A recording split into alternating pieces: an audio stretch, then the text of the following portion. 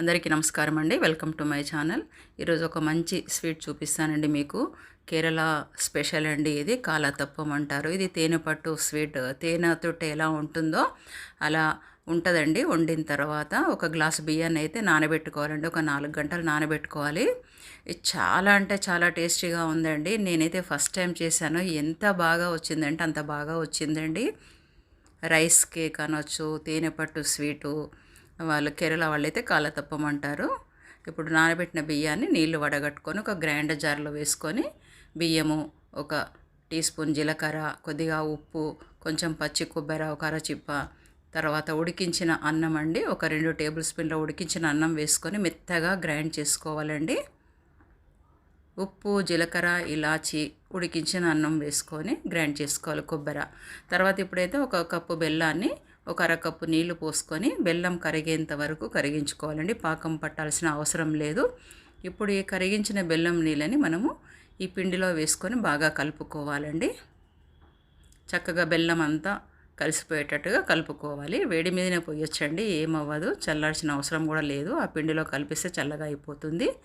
ఇప్పుడు స్టవ్ పైన ఒక మందంగా ఉన్న కుక్కర్ కానీ గిన్నె కానీ ఏదైనా పెట్టుకోవాలండి. పెట్టుకొని ఒక 2-3 టీ స్పూన్ల నెయ్యి వేసుకొని పచ్చి కొబ్బరి ఇలా సన్నగా ముక్కల్లాగా చేసుకొని వేయించుకోవాలండి. కొంచెం మంచిగా బ్రౌన్గా అయ్యేంత వరకు వేయించుకొని మనం ఏదైతే బియ్యం మిశ్రమం కలిపి పెట్టుకున్నాం కదండి, గ్రైండ్ చేసి బెల్లం పాకం కలిపి అది దీనిలో వేసేయాలండి. వేసేసి స్టవ్ అనేది సిమ్లో పెట్టుకొని చక్కగా 30 నుంచి ఒక 40 నిమిషాలన్నా ఉడికించుకోవాలండి.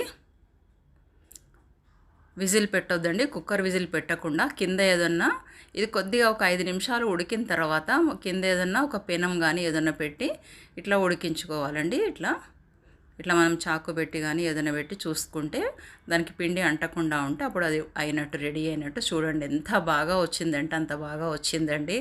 నాకైతే చాలా చాలా చాలా నచ్చిందండి. మీరు కూడా ట్రై చేయండి.